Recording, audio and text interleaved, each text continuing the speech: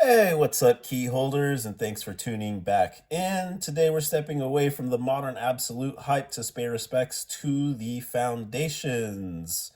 We're looking at books where creators like Bob Layton, Frank Miller, Denny O'Neil redefined these icons for a whole new era. Starting off with Iron Man Volume 1, 158 coming out in 1982. This is a great example of 80s Iron Man, written by the legendary Carmine Infantino, with a spectacular cover by Bob Layton. If you did not check out my pressing videos, be sure to check it out because we got a lot of the kinks and folds pressed out on this. So check out the before and afters on that. They'll be dropping the same day as this. And Layton's influence on this era cannot be overstated. His style, those clean, slick lines, and the way rendered in the light reflecting off the armor gave Iron Man a metallic look that defined the character. This issue features a classic clash with the Crimson Dynamo, and seeing Infantino's storytelling paired with Layton's technical detail makes this a standout addition for any Iron Man collector. Very happy with this pickup and the way it came out. It is definitely 80s Iron Man. And yeah, the art is really nice. And it's kind of crazy how they drew Iron Man back in the day before computers and just before how the Iron Man suit looks now. It's still, even after all these years, is held up and looks really cool. I really like this sequence when he falls into a water well and has to escape out, as we see in the cover, and kind of more focusing on Tony Stark rather than him fighting a big monster villain. So this was kind of a big change in the 80s of Iron Man and kind of just going in a different direction. So there we have it, ladies and gentlemen. Number 158, Iron Man Volume 1. Moving on to our next issue is Daredevil 1112, 1974. The Gerber and Colin masterpiece. This is from the Bronze Era. This is a big finale of the Mandrill and Necra saga, written by the brilliant Steve Gerber. This also went through our press. As you can see, it is very nice and flat, no wrinkles. That reflection is looking really good across this cover. Couldn't be happier. Also, be sure to check out the before and after videos also posted today. The pencils are by Gene Colan, the Dean of Mood and Atmosphere, with inks by Frank Giacosia. Colan's fluid style is perfect for the story where Daredevil and Shauna, the she-devil, find themselves captured and fighting against a brainwashed Natasha.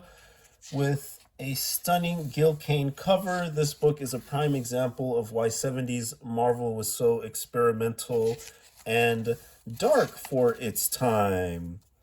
As you can see here, we have Natasha and Daredevil. But it's a very crazy episode. It's very out there and outlandish.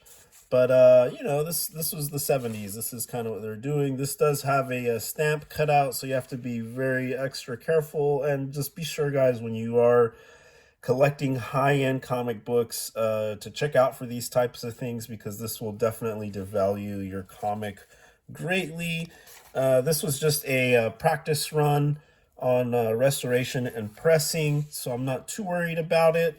But you know, we were able to get this into much better shape than when I found it, so I'm happy to add this to our collection and looking in really good condition.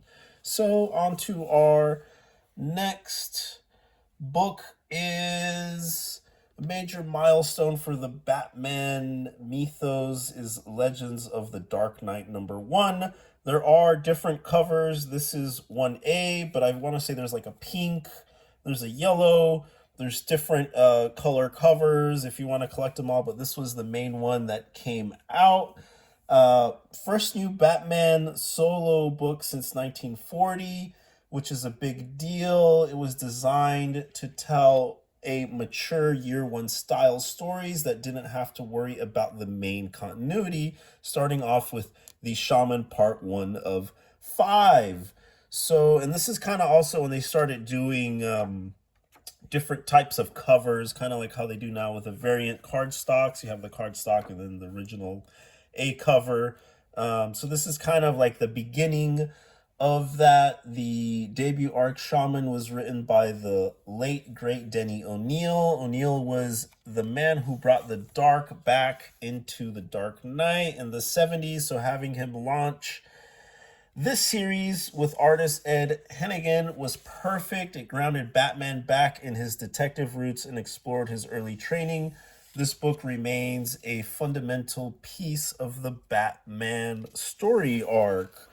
And it really is, it's kind of, you didn't really see this kind of artwork in the late 80s, and this was also DC ramping up to get into Hollywood and finding new audiences, and they were really kind of branching out and doing a bunch of new things at this time, and this kind of may be like the pinnacle of comic books, because it was right before Bane.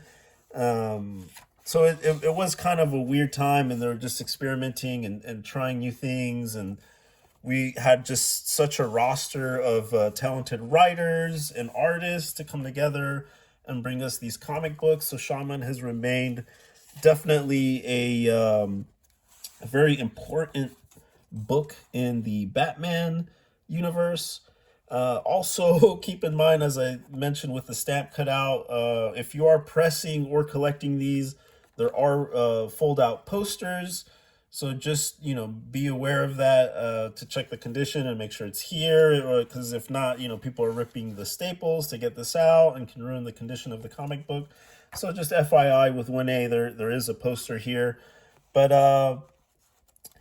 yeah, this book is just so cool. There are some amazing panels. I really do like this piece with the bat.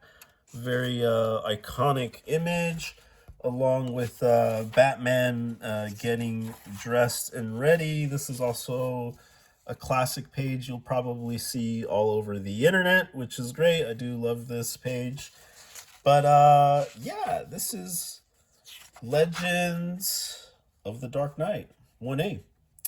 Moving on to our last book, closing it with a heavy hitter. I know we're bouncing back around from DC to Marvel, but back to Marvel. I picked this up at Austin Books and Comics. These were Sidekick that I picked up, I think, for $9 for all three of these, which seemed like a pretty good deal to me. This was $16 at Austin Books and Comics.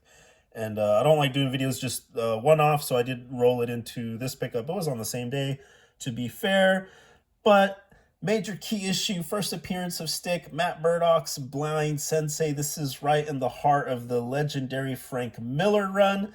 Miller was doing massive things at Marvel here. He took DareDevil and injected him with Japanese ninja lore and noir grit by introducing Stick and the Chase. Miller expanded Matt's origin story, turned him from a B-list hero into a top-tier legend. Every Daredevil collector needs this book to understand how Matt Murdock became the man without fear. So, Frank Miller was doing the art and the writing, which is a lot of work, and it's kind of crazy that he was able to pull it off for so long. We have some amazing panels, much like these. You can tell he really was a fan of like these panorama. And that's, I guess, how he worked quick, and then sometimes he would break it up even more. It was very common for Frank Miller to do these types, and you see it very common on a lot of this series. But here we have Stick playing pool. So this is our first introduction of him. does look a lot grittier and kind of a little uglier compared to what we see in The Man Without Fear, which he does, I think Frank Miller does later in the 90s. He comes back to all of this, and you have Matt Murdock and Stick kind of having their encounter there. So yeah, this is there is a lot going on in this issue. It's a great read. The art is fantastic, and I highly recommend picking it up. I've been eyeing this for quite some time, and you know, there was nothing coming out new that I wanted this Wednesday, so I didn't feel bad spending $16 on this issue because it's one I've been wanting to add and slowly filling in the gaps in my Daredevil collection.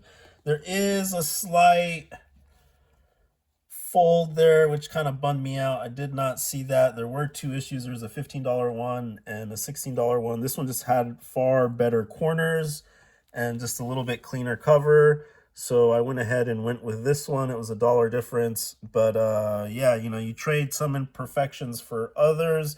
We will run this through the press and see if we can iron that out. I'm hoping it'll look a lot better. We have another one there with very slight color break depending on the angle that you look at it. So hopefully, yeah, you see there it's gone and there you see it again. So it just depends where the photons are hitting it.